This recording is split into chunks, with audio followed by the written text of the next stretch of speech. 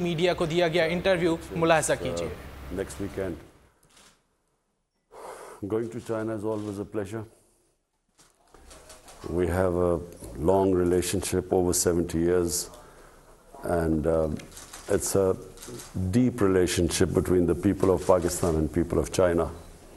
So therefore, it's always a pleasure going there. So I'm looking forward to my visit. So please ask me questions. Today, as a special gift, we present the mascot of Beijing Winter Olympics to you. The one sit next to you These is... ones? Yes. These are the mascots? Yeah, these are the mascot. Okay. And the one next to you is a clumsy, icy panda. It's called Bing Dun Dun. And the other one is for Paralympics. It's called Xue Rong Rong. It's a Chinese traditional lantern.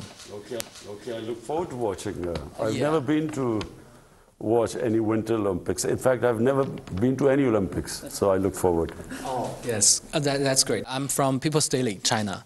So my questions are all about Winter Olympics. So first one is, in 2021, China and Pakistan celebrate 70 years anniversary of establishment of diplomatic ties. And now you are also going to attending the opening ceremony of Beijing Winter Olympics Games. So this is another major event in the development of bilateral relationships. So how do you evaluate the high-level development of Pak-China relationship? Look, the relationship between the two countries has just got stronger over a period of time. And one of the main reasons is that feeling in Pakistan is that China has always stood with us in our times of need. When Pakistan has, over the years, been in a difficult period, China has stood with us, and Pakistan has stood with China. And we are neighbors. I was in school when the Karakoram highway was being built. And that was a collaboration between the Chinese government and the Pakistan army. And it was a very difficult venture because the road was very difficult, there were steep mountainsides. And I remember the number of Chinese who died building the Karakoram highway. So the relationship is it's a deep relationship. And so over a period of time, it has actually got even stronger. And CPEC, of course, has also linked us, the two countries. We know that sports always plays an important role in uniting people together. And for this Winter Olympics, it's also a very special time because it is the post-pandemic time. So what expectation do you have when you come to China to attending the opening ceremony of Winter Olympics? What's your expectation of it? Well, firstly, this is the first Olympics, let alone it's a winter one, but it's the first Olympics I will be ever witnessing. So I look forward to that. And of course, you know, I was a sportsman for almost 20 years of my life. I was an international sportsman. People in China don't play cricket. I'm hoping that as our relationship gets stronger, we will also teach Chinese how to play cricket so that, you know, China can also become a great cricketing team. But I look forward because, you know, it's, as a sportsman, it's apart from our relationship, close relationship between the two countries. It'll be very interesting for me to see a competition. Ever since I've been in politics, I've had no chance to watch any sports. Yeah. So what do you think the Winter Olympics means to this post-pandemic era? I think it's a very, you know, pandemic has devastated apart from anything else. It's sporting events all over the world have been affected by the pandemic.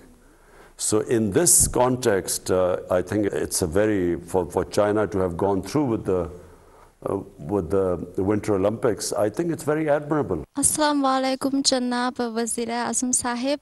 मैं हूँ Xinhua news agency की Urdu service की जोशु ख्वा। जैसा कि आपको इल्म है कि गिलगित बल्तिस्तान से ताल्लुक़ रखने वाले मोहम्मद करीम वो बीजिंग 2022 सरमाई ओलंपिक्स में पाकिस्तान की नुमाइंदगी करेंगे।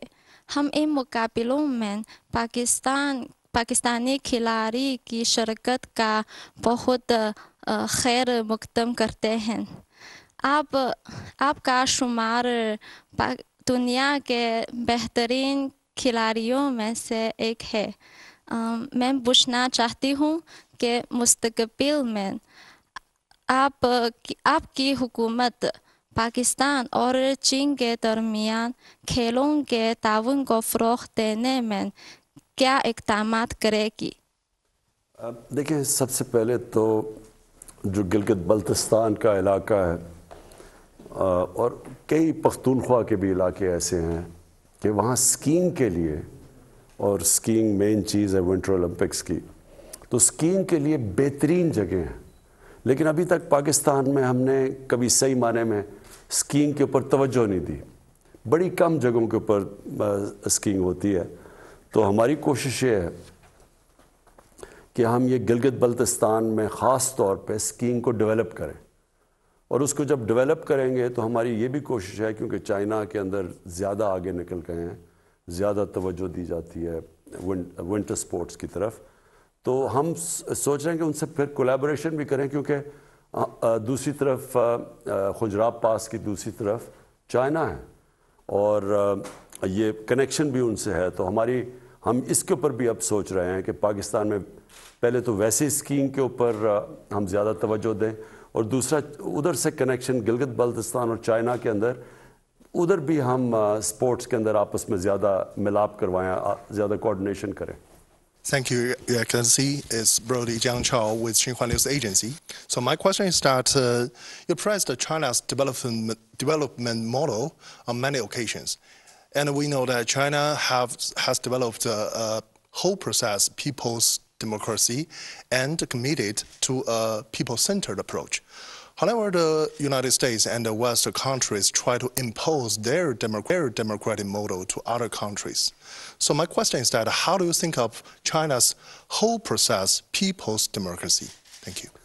The most impressive thing about China, which is accepted by the entire world now, is that the number, almost 700 million people in China have been taken out of poverty in the last 35, 40 years.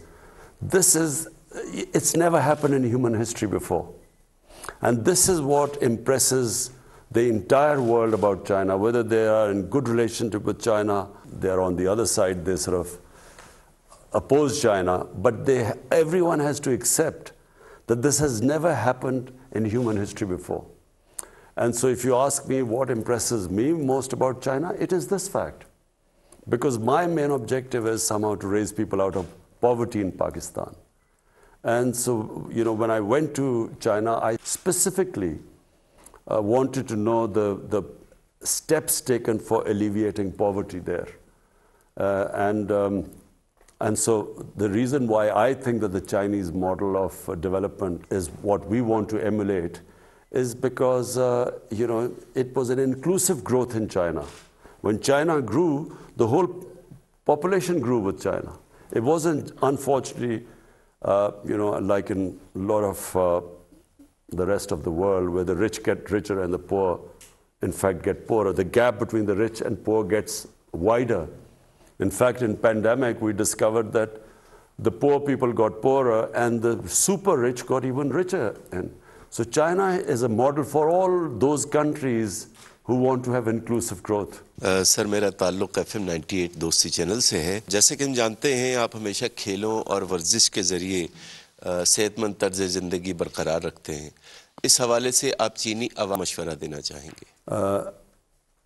China के अंदर ये जो हमने देखा है कि एक तब्दीली आई है चाइना में, एक तो लोगों को गुर्बत से निकाला उन्होंने, लेकिन स्पोर्ट्स के अंदर चाइना कभी भी इतना आगे नहीं था दुनिया में जितना अब पिछली 2-3 ओलंपिक्स में चाइना की परफॉर्मेंस बहुत इम्प्रेसिव रही है। तो इससे वाज़ेह होता है कि वहाँ बड़ी तवज्जो दी जा रही है अब स्पोर्ट्स की तरफ और फिटनेस की तरफ। दूसरा मेरा सवाल ये है कि हुकूमत पाकिस्तान मुल्क की तरक्याती हिकमत अमली को जियो पॉलिटिक्स से जियो इकनॉमिक की तरफ मुंतकिल कर रही है। पाकिस्तान की तरक्की के लिए चीन पाकिस्तान स्ट्रेटेजिक और इक़्तिसादी ताउन से आपकी क्या तवक्कुआत वाबस्ता हैं? देखिए, चाइना ने गुर्बत कम कैसे की? चाइना ने गुर्बत ऐसे कम की कि उन्होंने अपनी इकॉनमी को ग्रो किया। जो ग्रोथ रेट जैसी जैसी उनकी बढ़ी, तो उन्होंने उस ग्रोथ रेट से लोगों को गुर्बत से निकाला। अगर आपने गुर्बत से लोगों को निकालना है, तो जब तक आपकी इकॉनमी ग्रो नहीं करेगी, वेल्थ क्रिएशन नहीं होगी, तो आपके पास किधर से पैसा आएगा नीचे से लोगों को ऊपर उठाने के लिए? तो चाइना ने यही किया कि उन्होंने अपनी इकॉनमी के ऊपर तवज्जो दी, लेकिन ग्रोथ को फिर जब उनकी दौलत बढ़ी, तो उन्होंने ये नहीं किया कि वो थोड़े से लोगों के पास पैसा चला गया फिर उन्होंने वो नीचे दिया। तो हमारी भी यही कोशिश है कि जब हम जियो इकोनॉमिक्स की बात करते हैं, तो हमारा मकसद ही ये है कि अब जोर हमने देना है अपनी इकॉनमी को बढ़ाने के लिए। और जैसे जैसे यानी इसका ये नहीं मतलब कि सिक्योरिटी के ऊपर हम तवज्जो नहीं दे रहे, लेकिन हम ख़ास तवज्जो जो हमने बदकिस्मती से पहले नहीं दी अपनी इकॉनमी के ऊपर तवज्जो, हमारी अब ख़ास कोशिश है इकॉनमी पे हम जोर लगा रहे हैं, ताकि जैसे जैसे मुल्क के अंदर हमारी दौलत में इजाफा होगा, हम फिर अपने लोगों को गुर्बत से निकालें। I'm Shifu Hao from Economic Daily. And my first question is, now, as the new phase of CPEC development focuses on encouraging business and benefiting local people, what is your government going to do to facilitate it? What do you expect for the sustainable development of CPEC? And any expectation for more cooperation on renewable and clean energy? Thank you. You see, the first phase of CPEC was basically connectivity and power generation. Now the CPEC has moved into the next stages where it's about relocation of industry. We want to develop our industrial zones, our special economic zones. Then we want, especially in agriculture, we want help there to improve our productivity. Because in China, the productivity is much higher in agriculture and livestock yields compared to Pakistan. So we want help there too. And then China has grown these drought-resistant cotton varieties, which we have large tracts of lands in Pakistan where this variety of cotton can be grown. So that's where we're going to get help from China. But also it's in technology, information technology. That's another area which is basically the future. Is the technological revolution in the world is the future, and China has made great strides in that, and so we also want to get help from China in that field. Thank you. And my second question is, now some Western countries keep telling lies on so-called Xinjiang issues, but actually many Pakistani people, scholars, journalists, including Ambassador to China, His Excellency Moin Haq, has visited Xinjiang for many times. They saw the place with their own eyes and talked a lot about it. Have you heard of them talking about Xinjiang? And what do you think of lies told by those Western countries? There is a lot of criticism about the treatment of Uyghurs by China in the West. But our ambassador went there, Moin Haq, who's our ambassador in China. We asked him, and he went there, and he sent us information that this is actually not true on the ground. But what we in Pakistan find it very difficult to swallow is that while they talk about Uyghurs, they do not talk much in the West about Kashmir. Because in Kashmir, the worst violations of human rights are taking place by India. And somehow there is selective silence about human rights in Kashmir, where there's something like 9 million people who are, really basically living in the worst conditions in almost an open prison by these 800,000 Indian troops. So we find it very difficult that while on one side they talk about Xinjiang, but on the other hand there is the silence in Pakistan find it difficult. Assalamu alaikum. I'm Choi Ru from CCTV China Media Group. Now my question is, Afghanistan is now facing a serious humanitarian crisis. Do you think that 20 years occupation and irresponsible withdrawal of troops by the U.S. and Western countries are the main reason for the situation in Afghanistan? And how should the international community cooperate on Afghan issue? Look, Afghanistan has suffered for 40 years. And it's always because of outside countries who have made Afghanistan into a battleground. And so for 40 years, people of Afghanistan have suffered. And this is now, after 40 years, there's a chance of peace in Afghanistan. Because actually there is no fighting going on in Afghanistan, and this is, after 4 decades. So what should the international community do? The international community right now should understand that people who have suffered for 40 years, and when the foreign forces have left Afghanistan, they cannot just leave Afghanistan without thinking about the aftermath or how the people of Afghanistan are going to survive from here. Because in 1989, when the Soviets left Afghanistan, so did everyone else, and Afghanistan descended into a civil war. And about almost 200,000 Afghans died. There was chaos in Afghanistan. And from that chaos emerged the Taliban. And now, after 20 years, if everyone abandons Afghanistan, the situation, number one, the people of Afghanistan, and I'm talking about almost 40 million people of Afghanistan, they are going to, you could see the worst humanitarian crisis there. But on top of it, if there is chaos in Afghanistan, then it's possible that the same conditions are created which were created 20 years ago when the US invaded Afghanistan. Same thing could happen again if there is chaos. So what should happen is that the international community should just think of the 40 million Afghan human beings there. Whether they like the Taliban government or not should be secondary. The welfare of the people of Afghanistan should be the foremost, and they are facing one of the worst humanitarian crisis right now. And they really need help as soon as possible. My next question is, in a few days, the Chinese Lunar New Year will come. What are your wishes for the Chinese Lunar New Year?